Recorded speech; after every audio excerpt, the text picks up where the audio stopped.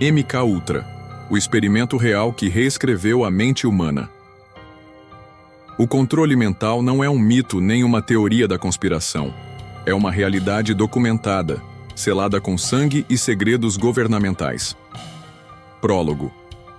Sombras no labirinto do poder. Nos corredores silenciosos dos prédios governamentais, em meio a documentos confidenciais e sob o manto da Guerra Fria, nasceu um projeto que desafiaria os limites da ética, da ciência e da consciência humana. Enquanto o mundo lutava contra ideologias, um grupo seleto de cientistas, psiquiatras e agentes de inteligência se reunia em salas sem janelas para projetar o impensável: a reprogramação sistemática da mente humana. O projeto MK-Ultra não era simplesmente um programa de pesquisa. Era uma descida calculada às profundezas mais sombrias da psique humana. Suas raízes se estendiam a territórios antes reservados aos ocultistas, xamãs e manipuladores da consciência que permeavam a história humana. Só que, desta vez, o ritual trazia o selo oficial do governo dos Iskengandayor e era movido por um medo visceral de que o inimigo alcançasse o objetivo primeiro: o controle absoluto da vontade humana. Este vídeo está estruturado em 10 capítulos principais que exploram diferentes aspectos do projeto, desde sua concepção até suas ramificações contemporâneas. Agora, vamos começar. Capítulo 1. Gênesis. A semente do controle. Ciência sem consciência nada mais é do que a ruína da alma. François Rabelais. Quando os documentos desclassificados do projeto MK-Ultra vieram à tona, o mundo teve um vislumbre fugaz do que muitos suspeitavam há décadas. Após a Segunda Guerra Mundial, enquanto os Estados Unidos recrutavam cientistas nazistas para a Operação Paperclip, o então diretor da CIA, Allen Dulles, autorizou um programa clandestino de pesquisa sobre controle mental em abril de 1953. O Dr. Sidney Gottlieb, químico com doutorado em bioquímica, foi nomeado para liderar esse empreendimento obscuro. Precisamos entender como o cérebro humano funciona para proteger nossos soldados e cidadãos das técnicas comunistas de lavagem cerebral, argumentou Dulles perante um comitê seleto de inteligência.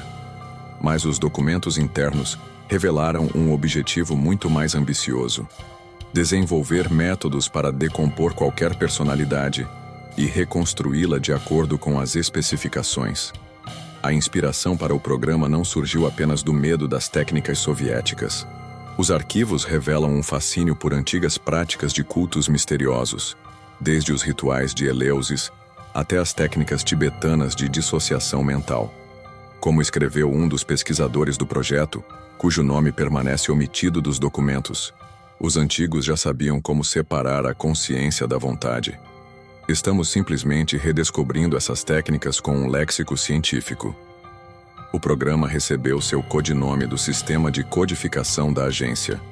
MK designava projetos patrocinados pela Divisão de Serviços Técnicos, enquanto Ultra se referia ao altíssimo nível de classificação.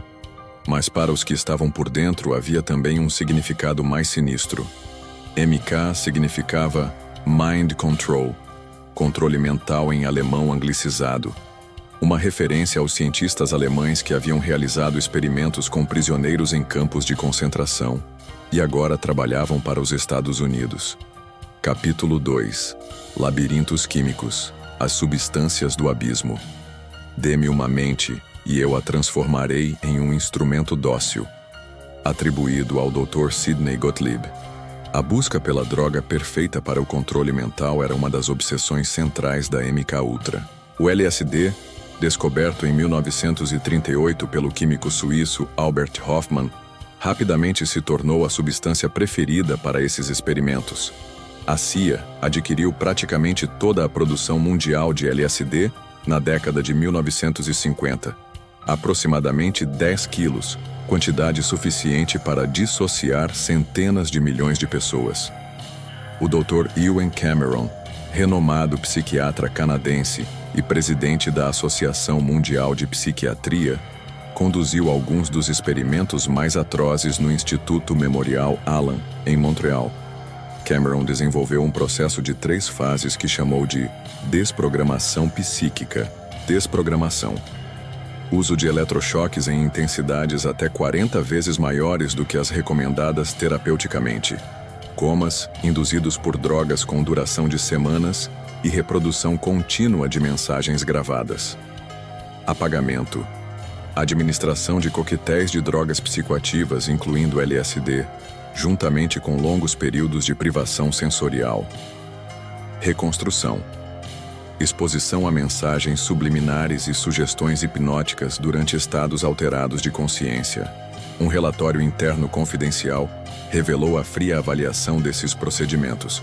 O sujeito 12A não reconhece mais seus parentes e desenvolveu uma personalidade inteiramente nova. Ele considera que sua vida começou no dia em que iniciou o tratamento. Resultado: sucesso. No entanto, o LSD não foi a única substância estudada. O arsenal químico do MK Ultra incluía BZ, benzilato de 3-quinoclidinila, um potente delirógeno que causa alucinações indistinguíveis da realidade. Escopolamina, conhecida como soro da verdade, induzia estados de extrema sugestionabilidade. Mescalina, extraída do peiote, era usada para estudar estados alterados de consciência. STP-DOM, um composto sintético que causava alucinações duradouras. Substância desconhecida. MK4, mencionada em documentos parcialmente desclassificados, aparentemente causava submissão total, mas com efeitos colaterais inaceitavelmente letais. Os arquivos revelaram uma ligação fascinante e perturbadora com tradições ocultas. Um memorando datado de 1956 referia-se a fórmulas alquímicas medievais, adaptadas para os experimentos, particularmente aquelas associadas a Paracelso e seus elixires, para despertar o homúnculo interior. Uma referência esotérica à criação de uma entidade controlável dentro da mente do sujeito. Capítulo 3. Operação Clímax da Meia-Noite. Vigilância nas sombras. Os melhores sujeitos de teste são aqueles que não sabem que estão sendo testados. Memorando interno da CIA, 1955.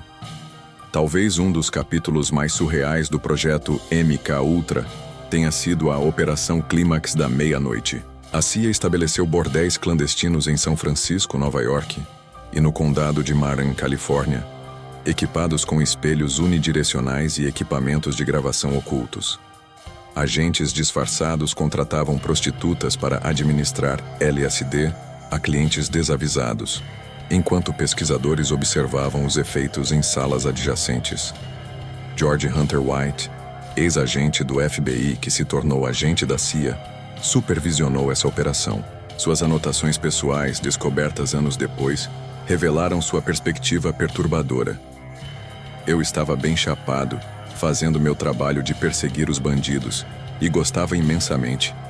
Mas eram apenas operações diversas de tráfico de drogas, brigas com mafiosos e quebra de todas as regras e regulamentos do Serviço de Saúde Pública do Zepraninassur. Os alvos desses experimentos não eram apenas cidadãos anônimos. Documentos parcialmente desclassificados sugerem que figuras políticas, artistas influentes e líderes cívicos também eram alvos, criando um elaborado sistema de chantagem e controle. Um relatório de 1958 menciona ativos involuntários em posições-chave de influência que haviam sido comprometidos durante as operações de entrega de drogas. O mais perturbador foi a descoberta de que a Operação Clímax da Meia-Noite incorporava elementos de rituais antigos. As prostitutas recebiam instruções específicas sobre frases para repetir aos seus participantes durante o auge de suas experiências psicodélicas. Palavras que, de acordo com um memorando interno, ressoavam com as estruturas profundas da psique e abriam portais para a manipulação direta do inconsciente. Capítulo 4. Os olhos da distância. Visão remota e percepção extrasensorial. A mente libertada de suas limitações físicas pode se tornar a arma suprema. Dr. Joseph B. Ryan. Com o avanço da Guerra Fria, Relatórios de inteligência sugeriram que a União Soviética estava pesquisando fenômenos psíquicos para aplicações militares. Em resposta, o MK-Ultra expandiu seu escopo para o estudo da percepção extrasensorial, telepatia e clarividência no subprojeto conhecido como Stargate, em um complexo subterrâneo em Fort Meade, Maryland. Médiuns selecionados foram submetidos a protocolos experimentais que combinavam antigas técnicas de meditação, estados alterados de consciência induzidos quimicamente e tecnologias avançadas de biofeedback. O objetivo: desenvolver soldados psíquicos capazes de acessar remotamente instalações soviéticas sensíveis.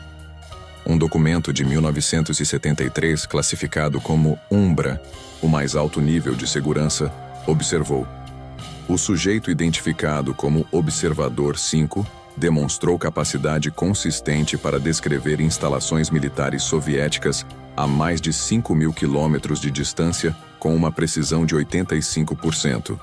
Após a sessão, o sujeito apresentou hemorragia cerebral leve e amnésia parcial.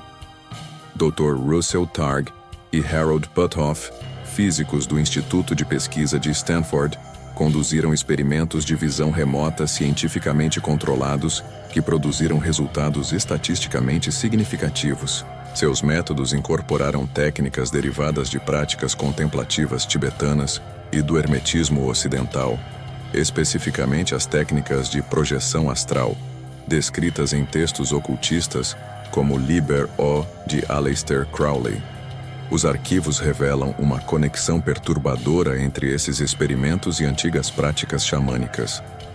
Um memorando de 1969 menciona a administração de ayahuasca, uma potente preparação enteogênica amazônica, a sujeitos selecionados para abrir o terceiro olho e facilitar a visão remota. O documento afirma: os resultados sugerem que as tradições esotéricas sobre a glândula pineal, como a sede da alma, merecem uma reavaliação científica. Capítulo 5. Fragmentos de identidade. Programação de múltiplas personalidades. Uma mente fragmentada é mais fácil de controlar do que uma unificada. Dra. Ewen Cameron. Um dos aspectos mais sinistros do MK-Ultra foi a pesquisa sistemática sobre a criação de múltiplas personalidades, hoje conhecida como transtorno dissociativo de identidade. Pesquisadores descobriram que, por meio de traumas severos, isolamento sensorial e drogas psicoativas, a mente humana pode ser fraturada em compartimentos separados, cada um com memórias, personalidades e funções distintas. A Dra. D. Ewen Cameron desenvolveu um procedimento chamado condução psíquica, que envolvia manter pacientes em estados de sono, induzidos por drogas por semanas, enquanto ouviam mensagens repetitivas. Uma paciente, a Sra. Val Orlikov, foi mantida nesse estado por 86 dias, ouvindo a mesma gravação 250.000 vezes. Há algo profundamente arcaico nesse procedimento, escreveu um observador do projeto. É uma reminiscência dos rituais de morte e renascimento de antigos cultos de mistérios, onde o iniciado era simbolicamente despojado de sua identidade anterior antes de receber uma nova. Documentos desclassificados revelam paralelos fascinantes entre esses experimentos e antigos rituais esotéricos. Um relatório de 1962 faz referência explícita a técnicas de dissociação hierática empregadas nos templos egípcios de Serapis, descrevendo-as como notavelmente semelhantes em estrutura e função aos nossos protocolos atuais de fragmentação da personalidade. Esses programas de fragmentação de identidade tinham um propósito sinistro: criar agentes adormecidos que pudessem realizar missões secretas sem conhecimento consciente. O caso mais notório foi o do candidato presidencial de 1968, Robert F. Kennedy, cujo assassino, Sirhan Sirhan, afirma até hoje não se lembrar do assassinato e que se sentiu em um estado de transe durante o incidente. Embora uma conexão com o MK-Ultra nunca tenha sido comprovada de forma conclusiva, os métodos usados em sua programação são consistentes com os protocolos do projeto. Capítulo 6. O legado sombrio, consequências e continuações. Alguns segredos não morrem, eles simplesmente se transformam. Ex-agente da CIA, anônimo, entrevista de 1991.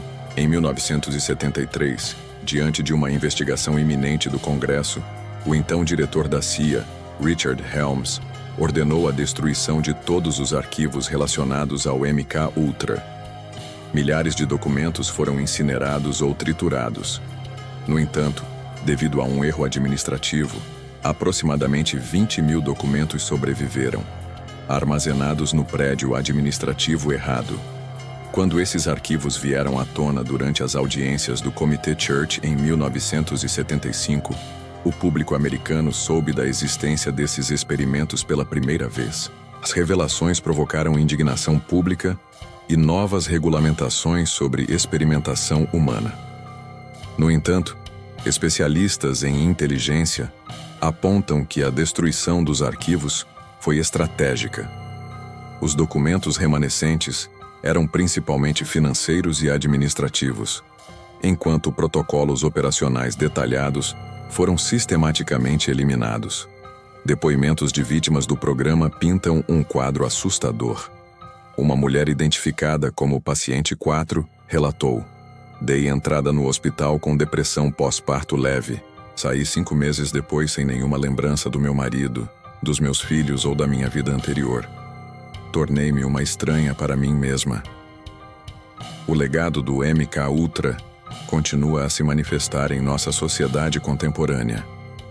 Ex-participantes dos experimentos relataram décadas de transtornos psicológicos persistentes, incluindo ansiedade crônica, pesadelos recorrentes e episódios dissociativos. Alguns pesquisadores sugerem que certas técnicas desenvolvidas durante o MKUltra encontraram seu caminho em métodos modernos de interrogatório, técnicas de publicidade subliminar e protocolos psiquiátricos. A conexão entre o MKUltra e o ocultismo tomou um rumo inesperado na década de 1960, quando vários pesquisadores importantes do programa deixaram seus cargos oficiais para fundar organizações espirituais alternativas. Um memorando interno da CIA de 1967 expressou preocupação com a transformação de ativos técnicos em potenciais líderes de seitas e alertou contra a aplicação não autorizada de técnicas de programação em ambientes civis. Capítulo 7. Ecos contemporâneos. A mente como um campo de batalha moderno. Não precisamos mais de medicamentos para reprogramar a mente humana. A tecnologia criou métodos mais sutis e eficazes. Dr. Robert G. Heath, neurocirurgião. Embora oficialmente encerrado em 1973, muitos pesquisadores afirmam que os alvos do MKUltra foram simplesmente reorganizados sob novos nomes secretos. As tecnologias modernas oferecem possibilidades com as quais os pioneiros do controle mental só poderiam sonhar. A neuromodulação eletromagnética, os implantes cerebrais e as interfaces cérebro-computador representam uma nova fronteira na manipulação da consciência humana. Um relatório vazado do Pentágono de 2018 referiu-se a tecnologias de influência neural, capazes de implantar pensamentos, emoções e percepções sensoriais sem o conhecimento ou consentimento do sujeito. As mídias sociais e os algoritmos de aprendizado de máquina criaram um laboratório global para experimentação psicológica em massa. Como revelou um ex-funcionário de uma grande empresa de tecnologia, estamos realizando até 10.000 experimentos psicológicos simultâneos a qualquer momento, medindo como pequenas mudanças no conteúdo apresentado afetam o comportamento, as emoções e as crenças dos usuários. Esses métodos modernos de influência psicológica têm raízes surpreendentemente profundas na pesquisa do MKUltra. Um documento desclassificado de 1960 descreve um conceito chamado ambiente de informação controlado, onde o sujeito acredita estar fazendo escolhas livres enquanto navega em um cenário de informação inteiramente projetado para moldá-lo em direção a conclusões predeterminadas. A pesquisa em neuroprogramação linguística desenvolvida em parte por cientistas anteriormente ligados a programas de pesquisa da CIA, refinou técnicas de persuasão coercitiva em disciplinas acadêmicas respeitáveis. Essas técnicas agora são aplicadas em tudo, desde campanhas políticas a estratégias de marketing. Paralelamente, as correntes ocultas que inspiraram aspectos do MKUltra evoluíram para movimentos contemporâneos de hacking da consciência, que combinam tecnologia avançada com práticas esotéricas tradicionais. Como escreveu um proeminente pensador transhumanista, místicos antigos e neurocientistas modernos estão convergindo para um novo paradigma de consciência humana programável. Capítulo 8. Por trás do véu. Os homens nas sombras. Nossa tarefa é borrar as fronteiras entre ciência e magia. Dr. Sidney Gottlieb, os arquitetos do MKUltra, representavam uma intersecção fascinante entre ciência de ponta e antigas correntes esotéricas. O Dr. Sidney Gottlieb, o mago negro da CIA, não apenas tinha doutorado em bioquímica, mas também era um ávido estudante de tradições místicas orientais. Suas anotações pessoais parcialmente desclassificadas revelam um profundo interesse em yoga tântrico e, especificamente, em técnicas para despertar a Kundalini, como método para reprogramar os centros de energia humanos. Menos conhecido, mas igualmente influente, foi o Dr. Andrija Puharich, médico e parapsicólogo que trabalhou em projetos periféricos ao MKUltra. Puharich alegou ter contatado entidades interdimensionais por meio de estados alterados de consciência e sustentou que essas entidades haviam fornecido informações sobre tecnologias avançadas de manipulação psíquica. A rede MKUltra incluía figuras proeminentes da academia e da medicina. O Dr. Martin T. Orne, um respeitado psiquiatra de Harvard, recebeu financiamento para pesquisar hipnose profunda e sugestão pós-hipnótica.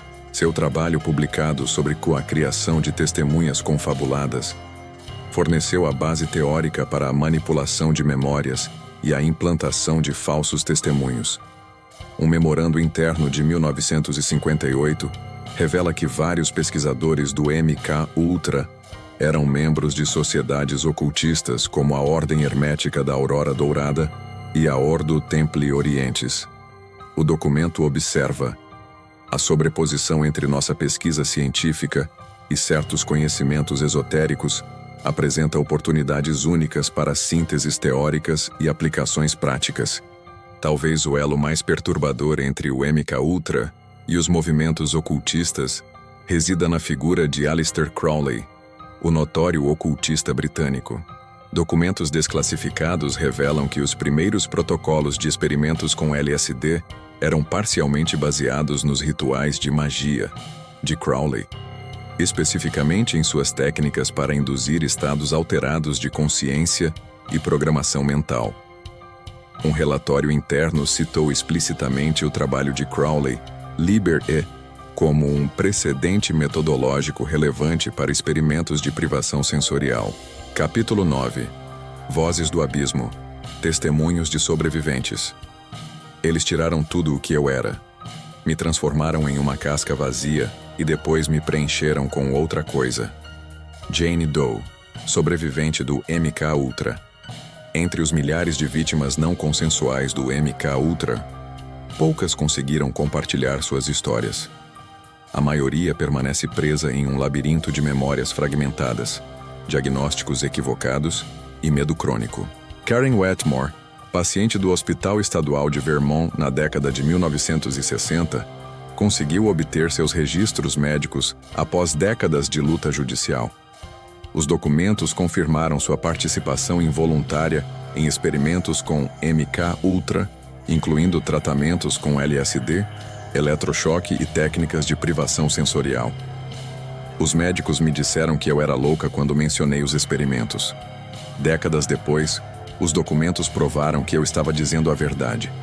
Outro caso notório é o de Candy Jones, uma modelo americana popular das décadas de 1940 e 1950, que, sob hipnose, lembrou-se de ter sido usada como mensageira em operações da CIA por 2 décadas. Seu psiquiatra documentou a existência de múltiplas personalidades em Jones, incluindo uma chamada Arlene, que havia sido programada para tarefas específicas e ativada por códigos telefônicos.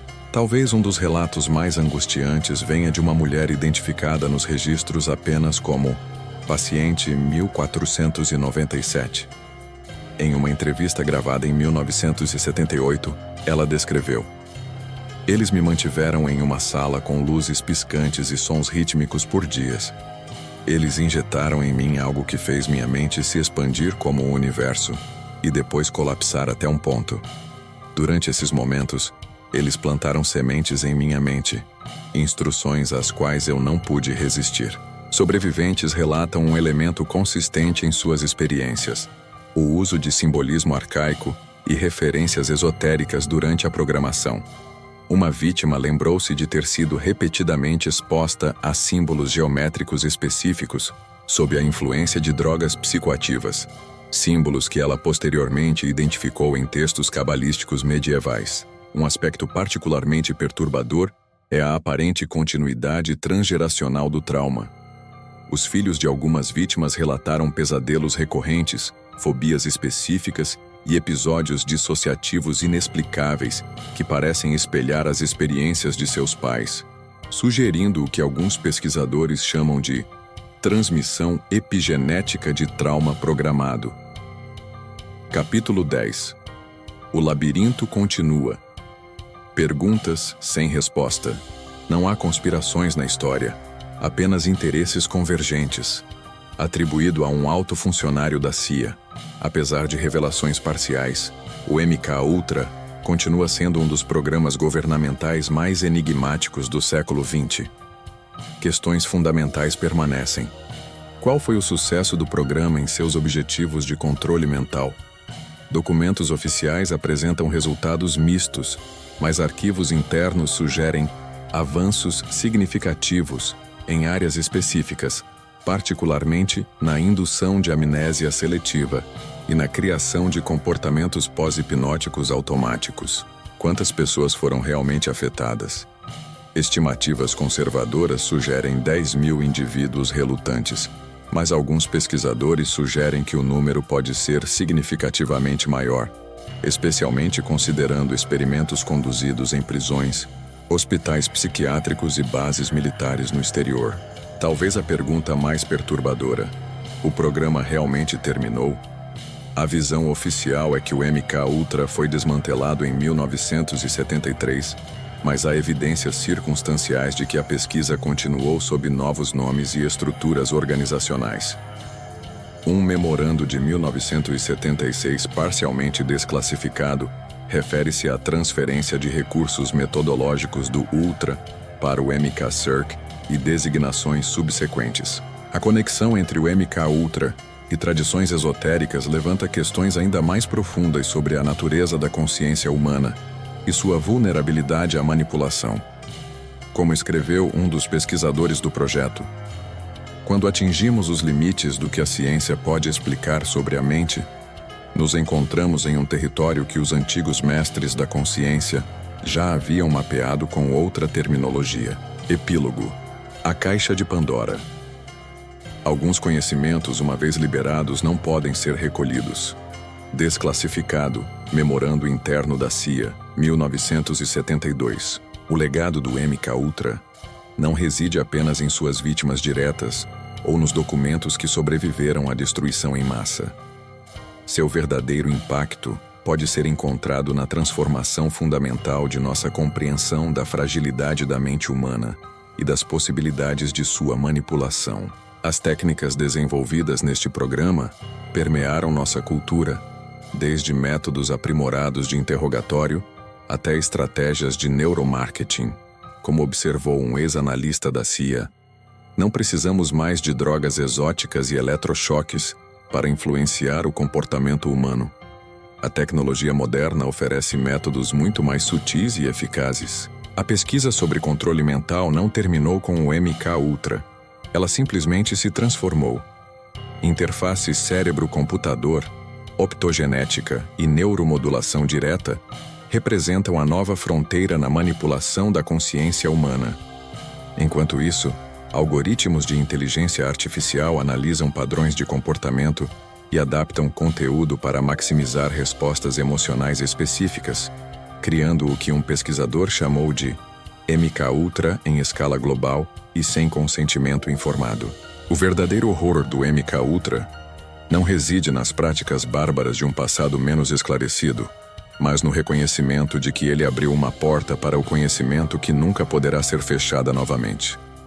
Como um de seus arquitetos escreveu em um memorando agora desclassificado, aprendemos que a mente humana é maleável, além do que antes era considerado possível.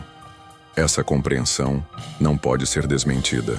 Nas profundezas dos arquivos governamentais, por trás de camadas de sigilo e negação, os segredos do MKUltra continuam a lançar sua sombra sobre o nosso presente, lembrando-nos de que a batalha mais importante não é travada por território ou recursos, mas pelo controle da última fronteira inexplorada, a mente humana.